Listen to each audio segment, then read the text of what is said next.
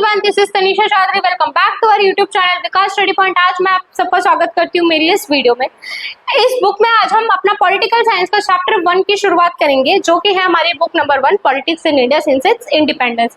इसका बेटा chapter number 1 हम पढ़ने वाले हैं, चैलेंजेस ऑफ नेशन बिल्डिंग। तो चैप्टर को पढ़ने से पहले मैं आपको इसका थोड़ा ओवरव्यू दे देती हूँ। तो जैसे कि हम यहाँ पे देख रहे हैं चैलेंजेस ऑफ नेशन बिल्डिंग, यानी ब्रिटिशर्स सब छोड़ के हमें चले गए थे। ठीक है, ब्रिटिशर्स ने हमें छोड़ दिया, आजाद कर दिया। अब नेशन बनाना हमारे ऊपर था। अब हमें अपना नेशन बनाना था, डेवलपमेंट लानी थी, ग्रो करना था। ठीक है, तो डेवलपमेंट लाने के लिए, ग्रो करने के लिए, नेशन को बनाने के लिए क्या क्या प्रॉब्लम हमें फेस करनी पड़ी, क्या स्ट्रगल्स आए। जैसे बहुत सारी मल्टीपल चैलेंजेस थे एट दैट टाइम, जैसे इंटीग्रेशन ऑफ प्रिंसली स्टेट्स हो गया, डेमोक्रेसी एस्टेब्लिश करना, एक अच्छी गवर्नमेंट एस्टेब्लिश करना, इंटीग्रेशन ऑफ प्रिंसली स्टेट्स हो गए। तो ये सारी प्रॉब्लम्स थी। इन सारी चीजों के बारे में हम इस वीडियो में थोड़ा थोड़ा करके जानेंगे। आइए हमारी वीडियो की शुरुआत करते हैं। तो इस वीडियो के बारे में प्रॉपर्ली जानने से पहले हम सबसे पहले इसका इंट्रोडक्शन देख लेते हैं। जैसे कि आप देख पा रहे हो, introduction. At the hour of midnight on 14 to 15 August 1957 India regained it's independence, यानी इंडिया को इंडिपेंडेंस मिली किससे? ब्रिटिश रूल से। मध्य रात्रि को 14 से 15 बीच की तारीख को अगस्त में।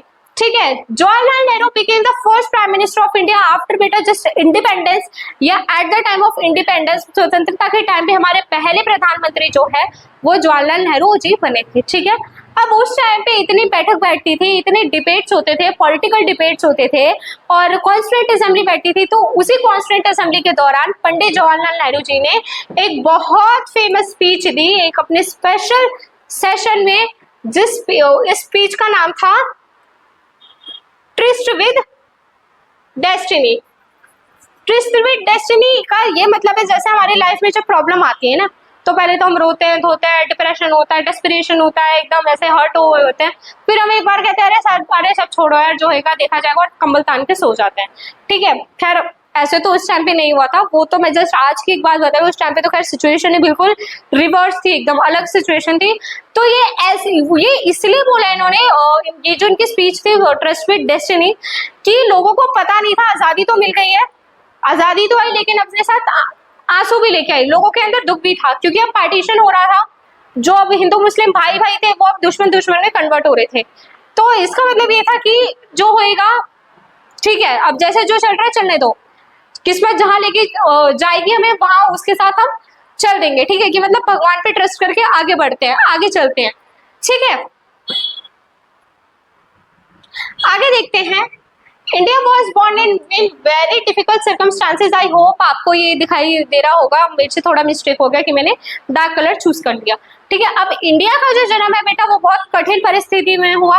ठीक है, बहुत स्ट्रगल हम लोग झेलते हुए आ रहे थे। कितने लोगों ने कितने सेक्रीफाइस करा, डेथ हो गई, और कितनी पॉपुलेशन हमारी इधर से उधर हो गई, डिस्प्लेसमेंट हुआ, इतना मतलब बुरा हुआ कि हम सोच भी नहीं सकते। ठीक है, इमेजिनेशन के एकदम बाहर है। Because freedom came with division of country बेटा। अब हमारे पास क्या, फ्रीडम तो आई, लेकिन पार्टीशन ऑफ कंट्री के साथ है। पार्टीशन किसका? ब्रिटिश इंडिया का। ब्रिटिश इंडिया का पार्टीशन किस में? अपने खुद के इंडिया में और पाकिस्तान में। Which made thousands of people homeless, जिससे बहुत सारे लोगों को, लाखों की तादाद में जो लोग जिनका घर था इंडिया, जो यहाँ पे एक तरीके से खुशी से रह रहे थे, उनके घर तबाह हो गए और उन्हें बेघर कर दिया गया। The real struggle and challenges of India begins from here. अब जो असली चैलेंजेस थे, स्ट्रगल थे, वो तो हम फेस करते हुए आ ही रहे थे, लेकिन अब ब्रिटिशर्स ने छोड़ देने के भैया मैं तो तुम्हारे ऊपर से अपना हाथ उठा रहा हूँ, अब तुम देखो तुम्हें क्या करना है। ठीक है, तो अब रियल चैलेंज जो था हमारा वो 15 अगस्त 1947 से हमारा शुरू हुआ, हमारे इंडिया के जो रियल चैलेंजेस थे और स्ट्रगल थे। अब हम इसमें इंट्रोडक्शन हमने देख लिया। इंट्रोडक्शन आपके आंसर राइटिंग के लिए भी बहुत इंपॉर्टेंट है, एंड वैसे भी चैप्टर के ओवरव्यू के लिए या चैप्टर को समझने के लिए। अब आगे हम देखेंगे कि चैलेंजेस क्या थे नेशन बनाने में। नेशन तो अब बेटा बोलने में और करने में बहुत फर्क होता है। तो नेशन ही तो बनाना था, सब ऐसे कहते ना, अरे नेशन ही तो बनाना था, तो इसमें इतनी क्या बड़ी बात है। Challenges for the new nation state after independence बेटा, now India was divided into 3 parts, यानी इंडिया, पाकिस्तान एंड आपका प्रिंसली स्टेट्स।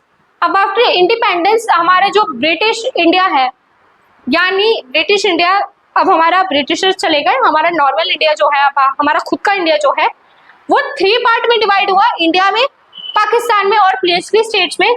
बेटा प्रिंसली स्टेट्स क्या होते थे? प्रिंसली स्टेट्स वो होते थे जहाँ राजाओं का बोलबाला होता था। बेटा प्रिंसली स्टेट्स क्या होते थे? Princely states means the places where king used to rule, जहाँ पे किंग का शासन होता था, राजा का शासन होता था, रियासतें वो जगह होती थी। यहाँ पे सुप्रीम अथॉरिटी यानी अथॉरिटी जो थी एक तरीके से राजाओं को दी जाती थी और राजाओं के ऊपर भी ब्रिटिश का बोलबाला होता था, ठीक है। और उस टाइम पे उस समय हमारे पास 565 प्रिंसली स्टेट्स थी टोटल। यानी अगर 4 लोग हमारे पास खड़े हैं, मेरे 4 दोस्त है, तो 4 में से मेरा एक दोस्त ऐसा वो होएगा ही होएगा जो प्रिंसली स्टेट्स के अंदर रह रहा होगा, ठीक है। What were the 3 challenges? अब हमारे लिए नेशन को शेप करने के लिए 3 चैलेंजेस क्या थे? The first challenge was to shape a nation that was both united and accepting a diversity। पहली चुनौती हमारे लिए ये थी बेटा कि एक ऐसे नेशन को निर्माण देना, क्योंकि हमारे जो कंट्री है बेटा वो डाइवर्स कंट्री है, यहाँ पे बहुत तरीके के लोग रहते हैं, हमारा सेकुलर कंट्री है, धर्मनिरपेक्षता है हमारे यहाँ पे, डिफरेंट रिलीजन के लोग रहते हैं यहाँ पे, यहाँ पे इस्लाम रिलीजन है, आपका हिंदुइज्म है, बुद्धिज्म है, क्रिश्चियनिटी है, जैनिज्म है, सिखिज्म है, ठीक है, कितने सारे रिलीजन है यहाँ पे।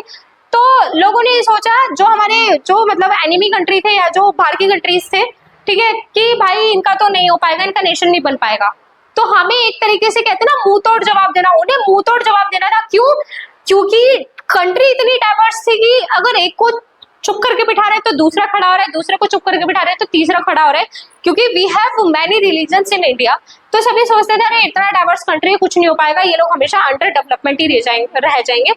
पर हमने क्या करा, उनके मुंह पे चमाट मारा और एक करारा जवाब दिया उन्हें, अपना यूनिटी बनाकर कि नहीं भाई देखो, हम जो है भले बेशक हम रिलीजन हमारा अलग है, लेकिन हम एक हैं, रिलीजन अलग होते हुए भी हम एकजुट होकर आपको दिखाएंगे और अपना राष्ट्र बना के आपको दिखाएंगे।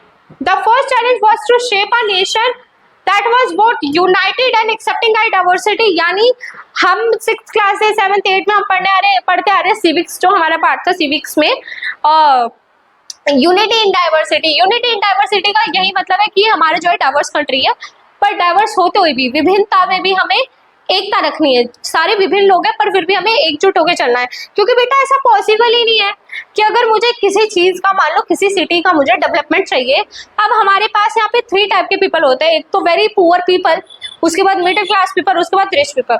तो क्या अगर कोई भी गवर्नमेंट है सिर्फ रिच पीपल पे फोकस करे तो डेवलपमेंट हो सकती है? नहीं हो सकती। मिडिल क्लास पे फोकस करे, हो सकती है? नहीं हो सकती।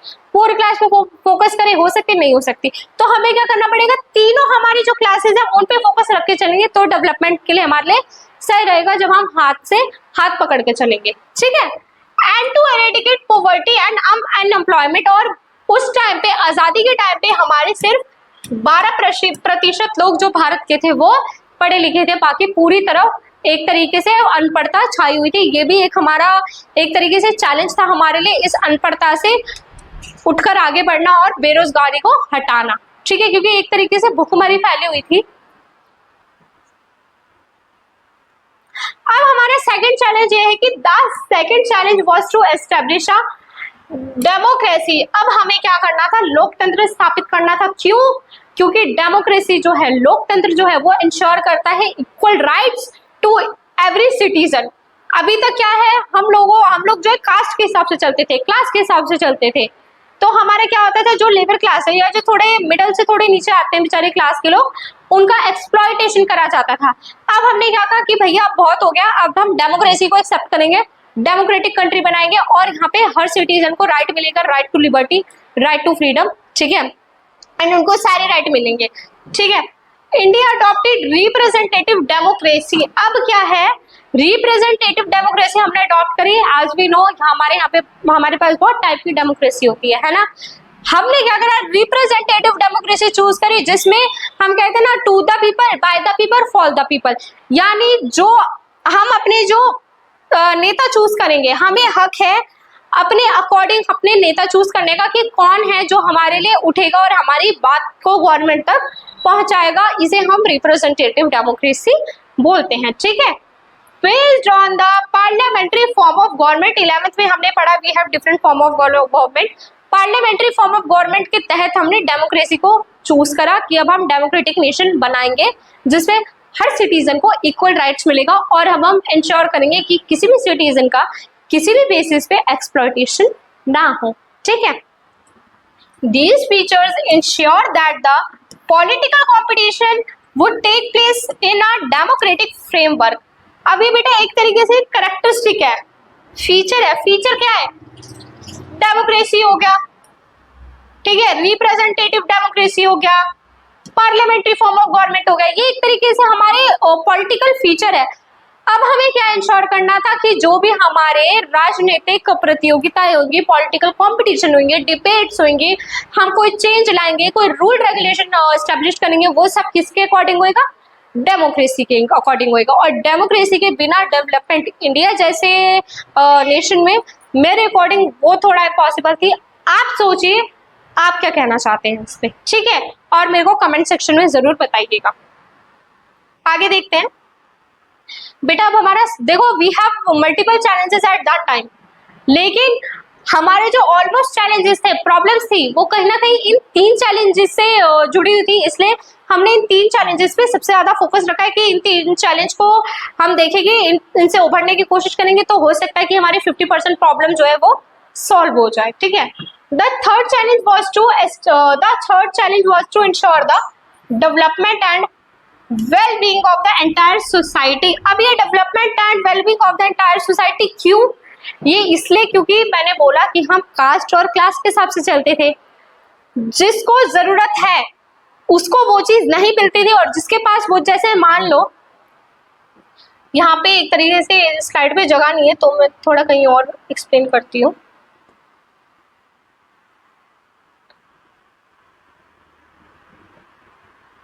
जैसे मान लो यहाँ पे हमारे पास क्या है, रिच है, सॉरी रिच पीपल है, ठीक है, मिडिल क्लास है,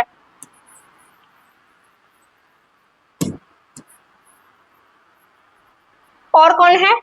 पुअर है, very poor, below poverty line. अब क्या होता था कि जो जमींदार लोग होते थे या जो गवर्नमेंट होती थी वो फेवर करती थी किनका? रिच लोगों का। अब बेटा रिच के पास तो ऑलरेडी रिसोर्सेस है, उसके पास चीजें हैं, वो आगे बढ़ सकता है, तो देनी हमें किसे है? मिडिल क्लास को और पुअर को, लेकिन मिल किसे रही है? रिच को। तो जो अमीर हो रहा है, और अभी भी कहीं ना कहीं ऐसा होता है, जो अमीर है वो और अमीर होता हुआ चला जाता है बेचारा, और जो गरीब है वो ज्यादा गरीब होता हुआ चला जाता है। तो इन्हीं चीजों को देख के हमने क्या बोला कि अब हम क्या करेंगे, इंश्योर करेंगे डेवलपमेंट सिर्फ एक नहीं, पूरी कंट्री के लिए, not only for some section. सिर्फ कुछ ही वर्गों पे हम फोकस नहीं रखेंगे, कुछ सेक्शन पे फोकस नहीं रखेंगे, पूरा एंटायर सोसाइटी पे अपना फोकस रख के चलेंगे, तब डेवलपमेंट हमारा कहीं ना कहीं पॉसिबल हो पाएगा। तब डेवलपमेंट के कहीं ना कहीं 30 और 40% पे हम पहुंच पाएंगे, ठीक है। The constitution clearly laid down the principle of equality and special protection. अब क्या है, कॉन्स्टिट्यूशन भी बन रहा है हमारा। कॉन्स्टिट्यूशन के हमारे जो ड्राफ्टिंग कमेटी के जो चेयरमैन है वो BR अम्बेडकर जी है, ठीक है। हमें उनके लिए बहुत ज्यादा ग्रेटफुल होना चाहिए। मैं देखती हूँ कि लोग बहुत कुछ बोलते हैं उनके बारे में, रिजर्वेशन के बारे में, तो ये बहुत गलत है, ठीक है। क्योंकि जो कॉन्स्टिट्यूशन है एक तरीके से हमारे लिए इंडियंस का एक इमोशन है। एक तरीके से अगर हम बोले तो कॉन्स्टिट्यूशन ही है जो हमें जोड़ के रख रहा है, ठीक है। The constitution clearly laid down the principle of equality. Constitution में भी इक्वालिटी की बात आ गई कि ठीक है भैया अब हम समानता देंगे सबको। अभी तक यहाँ पे इनइक्वालिटी थी, असमानता थी। जैसे मैंने एग्जांपल दिया, रिच के पास से रिसोर्सेस आई, फिर भी हम क्या कर रहे हैं, रिच को दे रहे हैं। अब हमें क्या करना है, सबको देना, पुअर को भी देना है, वेरी पुअर जो उसे भी मिलना चाहिए, मिडिल क्लास को भी मिलना चाहिए, और रिच को भी मिल ही रहा है। And special protection to socially disadvantage group. और बेचारे जो ग्रुप रिसोर्सेज के मामले में, एजुकेशन के मामले में, एम्प्लॉयमेंट के मामले में थोड़े से पीछे हैं, उनपे थोड़ा फोकस रख के चलेंगे ताकि उन्हें कोई एक्सप्लॉइट ना कर पाए। क्योंकि पहले के टाइम पे तो एक्सप्लॉइटेशन होता था ना बेटा, कि तुम इस कास्ट से बिलोंग करते हो, तुम क्लास के बाहर बैठ के पढ़ोगे, तुम्हारा रंग ऐसा है, तुम यहाँ एंटर नहीं कर सकते, तुम इस कुएं का पानी नहीं पी सकते, तुम यहाँ बैठ के खाना नहीं खा सकते। अब इन सब चीजों को हटा के हमें आगे बढ़ना था, ठीक है। तो डिसएडवांटेज ग्रुप को हमने स्पेशल प्रोटेक्शन दी कि वो भी हमारे साथ आगे बढ़ पाए। And religious and cultural communities, यानी अगर हम ट्राइबल कम्युनिटीज की बात करें एक तरीके से, जो थोड़े हमारे माइनॉरिटीज में आ जाते हैं, हमने उनको क्या करा, स्पेशल प्रोटेक्शन दी कि आपको अब पढ़ाई का हक है, आगे बढ़ने का हक है, आपको रोजगार का हक है, आपको कोई भी पीछे नहीं खींच सकता, आप वो करो जो आप चाहते हो। ठीक है, तो ये हमारे बेटा 3 चैलेंजेस हो गए। आगे हम देखते हैं बेटा, नेक्स्ट टॉपिक है हमारा मोस्ट इंपॉर्टेंट टॉपिक, ठीक है, पार्टीशन, डिस्प्लेसमेंट एंड रिहैबिलिटेशन, यानी पुनर्वास। पार्टीशन हो रहा था, फ्रीडम आई, अपने साथ आई तो आई, खुशी तो आई, खुशी के पीछे क्या, एक तरीके से गम भी आया, ठीक है, मतलब सैडनेस भी आई। क्यों? क्योंकि अब हमारा पार्टीशन हो रहा था, हिंदू मुस्लिम अब अलग हो रहे थे। हर हिंदू ऐसे नहीं थे जो पाकिस्तान का पार्ट बनना चाह रहे थे, हर जो पाकिस्तान में जो हिंदू सिख रह रहे थे वो ऐसे नहीं थे जो इंडिया का पार्ट बनना चाह रहे थे। तो इसका लोगों पे बोलने में और कहने में बहुत फर्क होता है। हमने कह तो दिया, पर हमें ये नहीं पता था कि इसका लोगों पे क्या इम्पैक्ट पड़ेगा। ठीक है, तो डिस्प्लेसमेंट मतलब एक जगह से दूसरी जगह जाना, एंड रिहैबिलिटेशन यानी पुनर्वास, एक जगह से दूसरी जगह जाके वहां पे अपना बसेरा ढूंढना। ठीक है, तो अब हम देखेंगे कि पार्टीशन की वजह से हमें क्या क्या प्रॉब्लम देखनी पड़ी। On 14 to 15 August 1947, not one India but 2 nation state came into existence, India and Pakistan। यानी 14 से 15 अगस्त 14 to 15 अगस्त 1947 को क्या हुआ, इंडिपेंडेंस आई इंडिया में। अब इंडिपेंडेंस आई तो क्या हुआ, इंडिया जो है 2 पार्ट में डिवाइड हो गया, इंडिया में और पाकिस्तान में। This was the result of partition, the division of British India into India and Pakistan. British India हम इसलिए कहते हैं क्योंकि ब्रिटिशर्स हमें उस टाइम पे रूल करते थे, तो इसलिए हम उसे ब्रिटिश इंडिया कहते हैं, क्योंकि ब्रिटिशर्स का बोलबाला था, जो सुप्रीम अथॉरिटी है वो ब्रिटिशर्स की थी। तो ब्रिटिश इंडिया जो है वो हमारा कन्वर्ट हो गया था हमारे अपने खुद के इंडिया में और पाकिस्तान में। ठीक है, अब देखेंगे ये 2 नेशन थ्योरी क्या है यार। What is 2 nation theory? According to 2 nation theory, advanced by Muslim League, India consisted of not only one but 2 people, Hindus and Muslim। तो बेटा 2 nation theory आपकी मोहम्मद अली जिन्ना के द्वारा दी गई है। ये आपके मेंबर थे, ये आपके मुस्लिम लीग के मेंबर थे। मुस्लिम लीग को उस टाइम पे क्योंकि हिंदू मुस्लिम के बीच में बहुत ज्यादा कम्युनल रिवॉल्ट हो रहे थे, वायलेंस हो रहे थे, तो हिंदू मुस्लिम ने और डिफरेंट रिलीजन के लोगों ने या फिर कम्युनिटीज ने अपने ग्रुप के लोगों को प्रोटेक्ट करने के लिए ग्रुप्स बना लिए। जो हिंदूज के लिए तो था आईएनसी, इंडियन नेशनल कांग्रेस, और मुस्लिम के लिए था मुस्लिम लीग। ठीक है, according to 2 nation theory advance by the Muslim League, India में सिर्फ एक नहीं बल्कि 2 लोग थे, हिंदू और मुस्लिम। ठीक है, अब ये क्या कह रहे थे मोहम्मद अली जिन्ना, इन्होंने कहा कि भैया देखो हमारे पास 2 लोग हैं, हिंदू और मुस्लिम, तो मैं चाहता हूँ कि मुझे सेपरेट नेशन दिया जाए पाकिस्तान। पर कैसा होता है, अगर मान लो मैं अपने पापा से घर पे डिमांड करूँ, पापा आई वांट आईफोन और कोई लग्जरी चीज मुझे चाहिए, या फिर मुझे BMW चाहिए, कोई लग्जरी कार चाहिए, कुछ भी लग्जरी, तो पापा कहेंगे नहीं नहीं ये क्या फालतू बात कर रहे हो तुम, फालतू का खर्चा करवाती रहती हो, जाओ बैठ के पढ़ाई करो, जब खुद कमाओगे तब खरीदना। तो एक तरीके से पापा जी ने क्या करा, मेरा आइडिया बहुत ही बुरी तरीके से उन्होंने अपोज कर दिया। तो यहाँ पे भी ऐसे हुआ कि कांग्रेस ने क्या करा, the Congress oppose this theory and the demand for Pakistan. Congress ने क्या करा, इस थ्योरी को टोटली क्रॉस लगा दिया, मना कर दिया, अपोज करा, और डिमांड जो थी पाकिस्तान के लिए उसके लिए भी मना कर दिया गया। ठीक है, आगे है however political developments in 1940s including competition between Congress and Muslim League and British rule led to the creation of Pakistan. यानी बेटा अभी तक हमारी पॉलिटिकल डेवलपमेंट जो भी होती थी, यानी होती हुई आ रही थी 1940 से, वो किसके बीच में थी, कांग्रेस के बीच में, मुस्लिम के बीच में और ब्रिटिश रूल के बीच में कहीं ना कहीं डिबेट होता रहता था। 3 लोगों के बीच में, मुस्लिम लीग, आईएनसी एंड ब्रिटिश। अब हम एक तरीके से कह सकते हैं कि भैया तुम तीनों ने झगड़ा करा। किसने झगड़ा करा, कांग्रेस ने। किससे झगड़ा करा, मुस्लिम से। मुस्लिम ने किससे झगड़ा करा, एक तरीके से ब्रिटिशर से। और ये तीनों लोग क्या कर रहे हैं, आपस में आके झगड़ रहे हैं।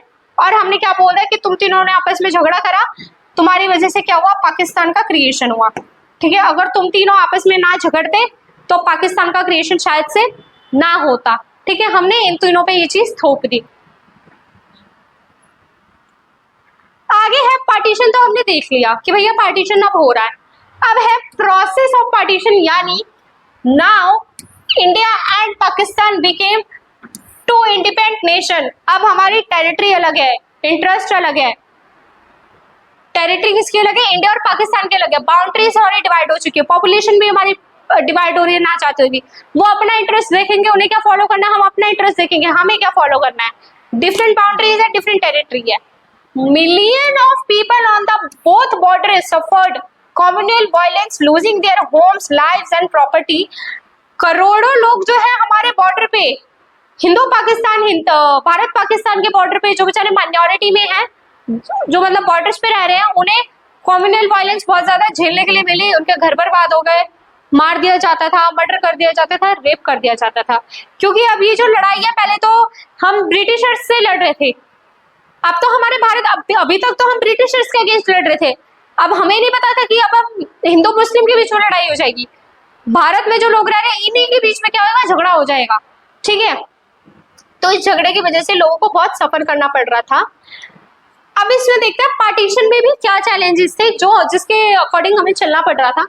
ज्योग्राफिकल चैलेंज बेटा हमारा ये कहता है, there was no single belt, Muslim belt in British India, leading to the creation of Pakistan with two separate areas, West Pakistan and East Pakistan. यानी मैं नेक्स्ट पेज पे मैप में समझाऊंगी कि कोई भी ऐसा एक सिंगल एरिया नहीं था जहाँ पे मुस्लिम मेजोरिटी हो। ठीक है, इस एरिया को अलग कर देते हैं।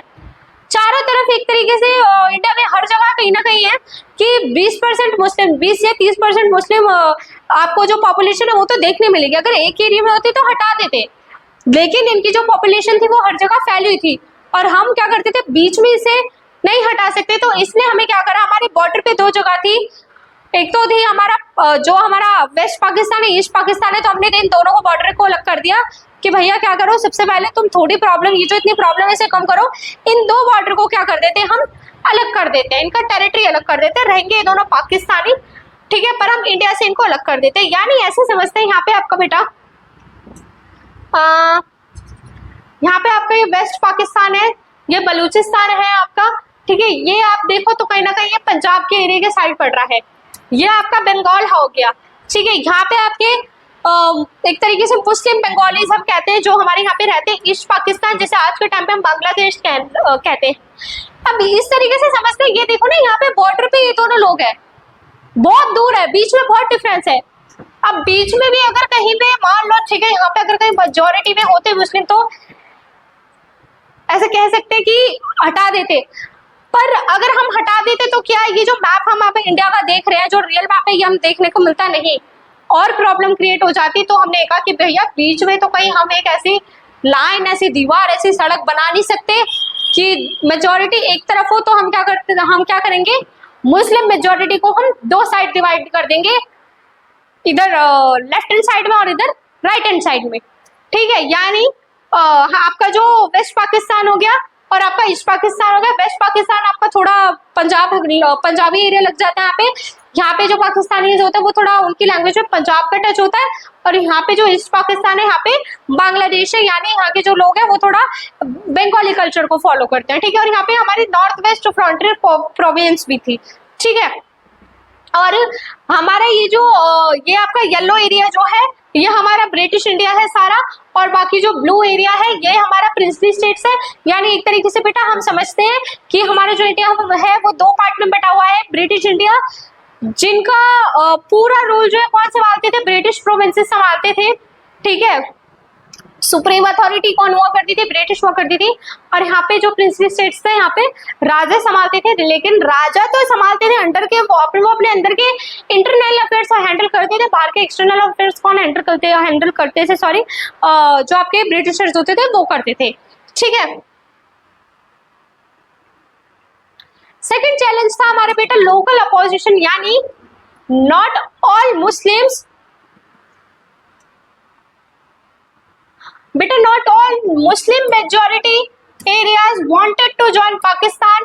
सभी मुस्लिम जो पाकिस्तान में इंडिया में रह रहे थे वो पार्ट नहीं बनना चाह रहे थे, किसका, पाकिस्तान का। ठीक है, Khan Abdul Ghaffar Khan of the Northwest Frontier Province opposed the partition. उन्होंने अपोज करा पार्टीशन को, but his views were ignored and the province were included in Pakistan. Khan Abdul Gruffudd Khan जो है उन्होंने बोला कि मेरी जो प्रोविंस है ये नॉर्थ वेस्ट फ्रंटियर प्रोविंस जो थी उसके लीडर थे ये, एंड ये एक तरीके से हम ये भी कह सकते हैं कि जो गांधी जी है, गांधी जी के डिसिपल थे, उनके प्रिंसिपल्स पे चलते थे, उनके सिद्धांतों पे चलते थे खान अब्दुल गफर खान। तो ये क्या कह रहे थे कि अपोज करा इन्होंने पार्टीशन को, बट इनके व्यूज भी जैसे टू नेशन थ्योरी हमने इग्नोर करा, इनके व्यूज भी इग्नोर कर दिए गए। एंड इनकी जो प्रोविंस थी ये अलग प्रोविंस मांग रहे थे, एंड इनकी प्रोविंस जो थी वो पाकिस्तान में प्रॉपर्ली इंक्लूड कर दी गई। ठीक है, अब है हमारा पार्टीशन ऑफ प्रोविंस। जैसे कि मैंने बताया यहाँ पे आपका बंगाल और पंजाब था, partition of Bengal took place, Bengal का भी पार्टीशन हुआ। Punjab and Bengal with large non-Muslim population were divided based on religious majorities at district level। कि भैया देखो अब यहाँ पे बात ये कि जो आपका पंजाब और जो बंगाल है वहां पे भी आपके नॉन मुस्लिम जो लोग हैं वहां पे यानी हिंदू या सिख आपके जो है वो भी रह रहे हैं। अब वो पार्ट नहीं बनना चाह रहे हैं पाकिस्तान का, तो हम क्या करेंगे, हम देखेंगे यहाँ पे कौन से रिलीजन की मेजोरिटी है और फिर उस रिलीजन के अकॉर्डिंग क्या करेंगे, बाउंड्री बना देंगे या फिर डिस्ट्रिक्ट लेवल पे उसको क्रिएट कर देंगे। ठीक है, कि जौन से जिस रिलीजन के लोग यहाँ पे ज्यादा है, ठीक है, पार्ट उनको अलग कर दो। ठीक है, ऐसे करके। अब है माइनॉरिटी इशू क्या है। Many Hindus and Sikhs in Pakistan and Muslims in India found themselves displaced। जैसे कि मैंने बताया बहुत ज्यादा कम्युनल रिवॉर्ड्स हो रहे थे, वायलेंस हो रहा था बॉर्डर में। जो मैंने हिंदू सिख और पाकिस्तान जो है, हिंदूज मुस्लिम और सिख ये तीन कैटेगरी के लोग थे जो सबसे ज्यादा सफर कर रहे थे, जो बॉर्डर पे थे। इन्होंने ये देखा कि हमारा कोई घर नहीं है, हमें बेघर कर दिया गया। जब आप कोई जबरदस्ती कोई आपको बोले आपके घर से निकलने के लिए, तो आपको कितना बुरा फील होगा, है ना, बहुत बुरा लगेगा यार। मतलब वो तो सिचुएशन क्या है ना, इमेजिन नहीं कर सकते, वो तो अलग ही सिचुएशन है। इस टाइम पे बहुत सारी मूवीज भी हमारी बनी हुई है, जैसे फिलौरी हमारी एक मूवी है पार्टीशन के टाइम की है ये, और गद्दार मूवी है। बहुत सारा मतलब बहुत कम्युनल वायलेंस है, काफी इमोशनल मूवमेंट थे, तो ये सब है यहाँ पे। ठीक है, अब है हमारा कॉन्सिक्वेंसेज ऑफ पार्टीशन, यानी प्रभाव पे क्या पड़ा, लोगों पे क्या प्रभाव पड़ा, किसका, पार्टीशन का, विभाजन का। ठीक है, देयर वर किलिंग, हमने नहीं सोचा था कि जो सिचुएशन है वो इतनी वर्स हो जाएगी, इतनी खराब हो जाएगी। There were killings and atrocities on both sides of the border. Atrocities यानी अत्याचार, लड़कियों पे, लोगों पे, बच्चों पे, महिलाओं पे अत्याचार करे जा रहे थे। In the name of religion people of one community ruthlessly killed and maimed people of other religion. Religion के नाम पे, क्योंकि मैंने बोला कि पहले तो भाई भाई थे हिंदू मुस्लिम, अब डेडी हो गए दुश्मन दुश्मन। रिलीजन के नाम पे कि तू हिंदू मैं मुसलमान, ऐसे करके तू यहाँ कैसे रह रहा है, या हिंदूज बोलते थे तुम तो मुस्लिम हो, तुम भागो यहाँ से। तो एक रिलीजन के लोग दूसरे रिलीजन के लोग को क्या कर रहे थे, मार काट मचा रहे थे, भगा रहे थे जबरदस्ती। बहुत ज्यादा मतलब हिंसक सिचुएशन ये बन चुकी थी एक तरीके से। ठीक है,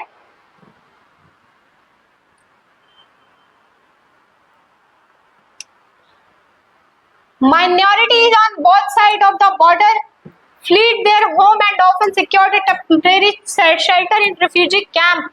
minority जो थी पाकिस्तान और इंडिया के बॉर्डर पे, इन्होंने क्या करा, बेचारों को इनको रिफ्यूजी कैंप में रहना पड़ा। कितने सालों तक, 2-3 सालों तक। ठीक है, टेम्परेरी शेल्टर बना के रहना पड़ा। भूखे प्यासे कितने लोग ऐसे ही मर जाते, तड़प जाते थे। लोगों की बहुत भीड़ आ रही है, फटाफट से ऐसे बोल दिया जाता था, सायरन बज जाता था कि फटाफट यहाँ से भागो। अब तो लोग एक दूसरे को कुचल कर एक दूसरे के ऊपर चढ़कर भागते थे कि कैसे तैसे करके बस हमारा बॉर्डर क्रॉस हो जाए। Even during this journey they were often attacked, killed और रेप। इस जर्नी में क्या होता था, महिलाओं को मार दिया जाता था, अपहरण भी कर लिया जाता था और रेप कर दिया जाता। हम हमेशा ये देखते हैं कि जब भी हमें दूसरी कम्युनिटी के लोगों को या टेररिज्म में भी हमें देखने मिलता है कि औरत को ना वीक समझना पड़ता है। जब हम दूसरी कम्युनिटी के लोगों को अपनी मुट्ठी में लेना चाहते हैं ना, तो हम सबसे पहले क्या करते हैं, औरतों पे वॉर करते हैं, औरतों पे एक तरीके से शिकार करने की कोशिश करते हैं। सबसे पहले क्या होता है, औरतों को इन्वॉल्व करा जाता है, क्योंकि हमारे अकॉर्डिंग क्या है, लोगों को ऐसा लगता है, जो मेंस है उन्हें ऐसा लगता है कि womens are weak physically and mentally, तो उन्हें अपने उन्हें अपने हाथ के नीचे लाना, उन्हें अपनी बंदिश में रखना थोड़ा आसान है। तो सबसे पहले सामने वाले को नीचा दिखाने के लिए या नीचे झुकाने के लिए, सरेंडर करने के लिए सबसे पहले औरतों को इन्वॉल्व करा जाता है, जो कि बहुत गलत चीज है। अब है बेटा, thousands of women were abducted, बहुत abducted मतलब अपहरण कर लिया जाता था बहुत सारी महिलाओं का। They were made to convert to the religion of the abductor and were forced into marriage।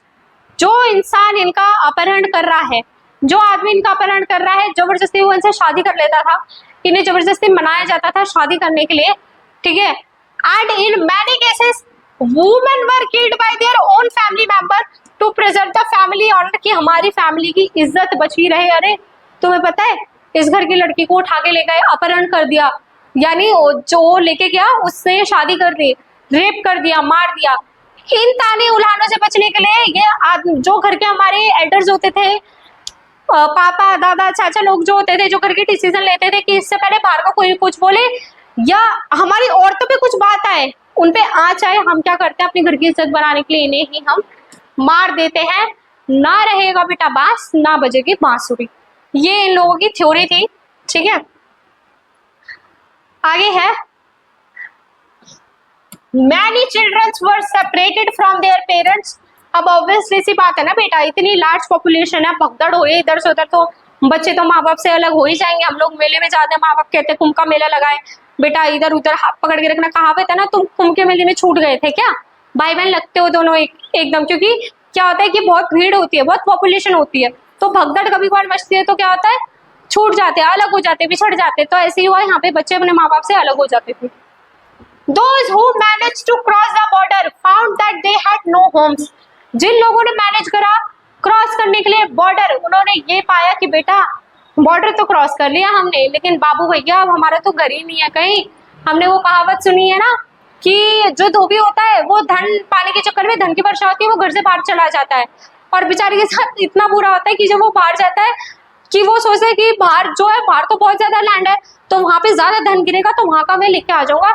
और बेचारा जब वो बाहर जाता है तो बाहर का तो लोग लूट ही चुके होते हैं, और जो उसके घर में धन, तो उसके घर में जो धन की वर्षा होती है, बाहर से लोग आके वो भी लूट चुके होते हैं। फिर वो बाद में सर पकड़ के बैठ के रोता है कि मैं तो ना घर का रहा ना घाट का। अभी इन बेचारों को उनके ही देश से भगाया जा रहा है, तो दूसरे देश में उनको क्या ही जगह मिलेगी, क्या ही सेटिस्फेक्शन मिलेगा, क्या ही पीस मिलेगी, उनको कुछ भी नहीं मिलेगा बेचारों को, है ना।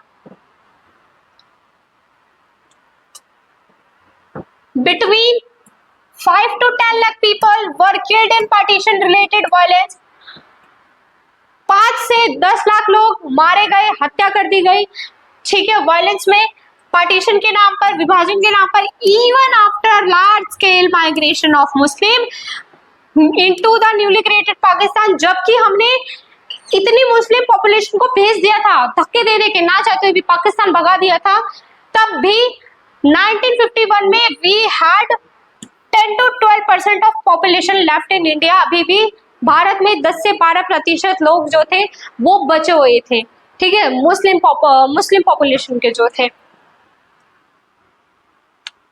ठीक है। The partition had already created severe conflict between the two communities. अभी तक ये जो कम्युनिटीज है ये खुश रह रही थी, ब्रिटिशर्स के अगेंस्ट लड़ रही थी। इन्हें नहीं पता था कि इन्हीं के बीच में इतनी भयंकर स्थिति आ जाएगी कि यही एक दूसरे को मारने काटने पे मजबूर हो जाएंगे। The Muslim League was formed to protect the interest of the Muslim in colonial India. तो मुस्लिम लीग किस लिए बनाई गई थी? कॉलोनियल इंडिया में मुस्लिम लोगों का प्रोटेक्ट करने के लिए। क्या प्रोटेक्ट करने के लिए? इंटरेस्ट प्रोटेक्ट करने के लिए, ठीक है। उनको उनके साथ जो बुरा हो रहा है कि चलो ठीक है, जैसे मतलब अलग अलग लोग होते हैं ना, अपने इंटरेस्ट के लोगों के लिए बना लेते कि लड़ाई झगड़े हो रहे हैं, मैं तुम्हें प्रोटेक्ट करूंगा उसके अगेंस्ट, तो ऐसे करके। अब यहाँ पे हम महात्मा गांधी जी का सेक्रीफाइस जानते हैं क्या है? बेटा on 15 August 1947 when Mahatma Gandhi ji ने बेटा क्या करा, हमारे इंडिपेंडेंस का जो सेलिब्रेशन हो रहा था उसमें पार्टिसिपेट नहीं करा। He was not present at that time. क्यों? बिकॉज इंडिया में काफी सारे एरियाज में कम्युनल रिवॉर्ड्स लोगों में शुरू हो गए थे, तो उन कम्युनल रिवॉर्ड्स को शांत करने के लिए उस जगह पे जा रहे थे। एंड सबसे पहले वो गए कोलकाता में। सबसे पहले वो कोलकाता में गए। इस एरिया में सबसे ज्यादा हिंदू मुस्लिम के बीच में लड़ाई छिड़ी हुई थी।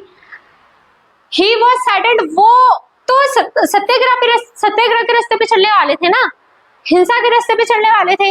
उन्हें देख के कितना डिसहार्टन फील हो रहा होगा कि जिस देश को मैंने एक करने के लिए, बनाने के लिए, छुटकारा दिलाने के लिए ब्रिटिशर से इतना स्ट्रगल करा, आज वो ही आपस में आके लड़ रहे हैं। इस सिचुएशन से सैड होके वो क्या करते थे, अपनी प्रेयर रखते थे, इवनिंग प्रेयर, मॉर्निंग प्रेयर रखते थे, जहाँ पे बहुत लोग, जहाँ पे वो कुछ भी स्पीच देते थे या बोलते थे, लोगों को इन्फ्लुएंस करते थे कि लोग यूनिटी बना के रखें, लड़ाई झगड़ा ना करें, और इसका लोगों पे प्रभाव भी पड़ता था। बहुत बार लोग शांत भी होते थे। ठीक है, his presence in Kolkata greatly improved the situation. ठीक है, तो कोलकाता में इनकी प्रेजेंस ने बहुत सिचुएशन को इम्प्रूव करा। And the coming independence was celebrated in a spirit of communal harmony with joyous dancing in the street. और इनकी वजह से लोगों ने कहा चलो ठीक है यार, पार्टीशन तो हो रहा है, हम अपना इंडिपेंडेंस एंजॉय करते हैं, ठीक है, जो होएगा देखा जाएगा। ठीक है, and Gandhi ji prayer meeting जो है, बहुत लार्ज क्राउड में लोग अट्रैक्ट होते थे, पर ये चीज भी बहुत कम टाइम के लिए रही, क्योंकि जो रियॉट्स थे वो टाइम टू टाइम क्या हो रहे थे, बढ़ते ही जा रहे थे, ना चाहते हुए भी। सिचुएशन जो है हमारे हाथ से, सिचुएशन जो है वो बाहर निकल गया। अब है next month Gandhi ji move to Delhi. अब दिल्ली में कम्युनल रिवॉर्ड्स हो रहे हैं सबसे ज्यादा। अब वो डीपली कंसर्न थे कि मुस्लिम, अब वो ये चाह रहे थे कि भैया तुम जो मुस्लिम यहाँ पे रहना चाह रहे हैं ना, तो उन्हें रहने दो उसी इज्जत के साथ और सम्मान के साथ जैसे वो पहले रहते थे।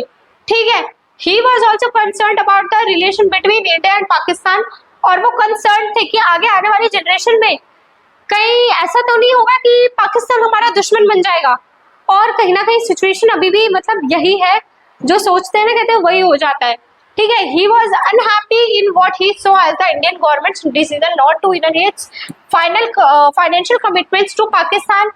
वो बहुत सैड थे इस आइडिया से कि जो इंडिया की गवर्नमेंट है वो पाकिस्तान का जो फाइनेंशियल ड्यू है, उनका जो पैसा है वो देने से मना कर रही है, या उनकी किसी भी उनकी स्टेटमेंट्स के साथ एग्री नहीं कर रही है। इसी चीज को ध्यान में रखते हुए उन्होंने अपना लास्ट फास्ट रखा जनवरी 1948 में। ठीक है, लोगों को शांत करने के लिए वो फास्ट पे रहे, पीस लाने के लिए लोगों के बीच में। As in Kolkata fast has a dramatic effect in Delhi. Kolkata में जाके उन्होंने फास्ट रखा और उसका बहुत बड़ा कोलकाता में जो फास्ट रखा था उसका जैसे इम्पैक्ट पड़ा, ऐसे ही दिल्ली में भी इनके फास्ट का बहुत बड़ा इम्पैक्ट पड़ा। Communal tension and violence reduce. Communal tension और वायलेंस जो है वो रिड्यूस हुई, बहुत हद तक कम हुई। And Muslim of Delhi surrounding areas could safely return their home. जो दिल्ली के आसपास के एरिया में जो मुस्लिम रहते थे वो आराम से अब अपने घर पहुंच गए। The government of India argue to give Pakistan its due. और गवर्नमेंट भी एग्री हो गई थी इंडिया की, चलो ठीक है तुम जो मांगोगे वो हम तुम्हें दे देंगे, जो भी तुम्हारा ड्यू हमारे ऊपर है। ठीक है, अब ये बात यहाँ खत्म हो जाती है। अब एक बहुत डिसहार्टेंड थिंग यहाँ पे ये हुई। Gandhiji's actions were however not liked by all extremists in both the communities, blamed him for their condition। extremist यानी पाकिस्तान यानी मुस्लिम या जो बाहर के लोग जिन्होंने उनके आइडिया को सपोर्ट नहीं करा बोथ कम्युनिटीज में, उन्होंने उनको ब्लेम करा कि ना तो तुम ये स्वतंत्रता की लड़ाई शुरू करते, ना ब्रिटिशर्स हमें छोड़ के जाते, ना ये पार्टीशन होता। ये जो सिचुएशन है आज ये आपकी वजह से हो रही है।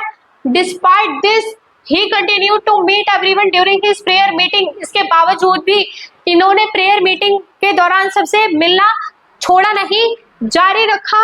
फाइनली ऑन 30 जनवरी 1948 में क्या हुआ, 30 जनवरी पे एक एक्सट्रीमिस्ट आए, नथुराम विनायक गोड से आए, एंड उनको फ्रस्ट्रेशन के थ्रू, डेस्परेशन के अंदर एक तरीके से मजबूर होके, क्योंकि मतलब उस टाइम पे हम नहीं सोच सकते क्या कंडीशन थी। ठीक है, पर इम्पैक्ट हम पे भी बहुत पड़ा था। एंड उन्होंने क्या करा, फायर कर दी 3 bullets at him, killing him instantly. और उनकी डेथ हो गई। And this ended a life long struggle for their truth, non violence, justice and tolerance. And इनका यही जो स्ट्रगल है किसके लिए, हमारे भारत के लिए, स्वतंत्र भारत के लिए, ऐसे इनका ना चाहते हुए भी खत्म हो गया। ठीक है, okay so that's all guys for today. Thank you so much for watching my video. I hope आपको मेरी वीडियो अच्छी लगी होगी। अगर आपको मेरी वीडियो अच्छी लगी हो तो हमारे चैनल विकास स्टडी पॉइंट को सब्सक्राइब करें, मेरी वीडियो को लाइक करें एंड अपने फ्रेंड्स को ज़्यादा से ज़्यादा शेयर करें। ऐसे ही मेरे साथ जुड़े रहने के लिए, मेरी और आगे आने वाली वीडियोस के लिए देखते रहें। ठीक है, थैंक यू, बाय बाय।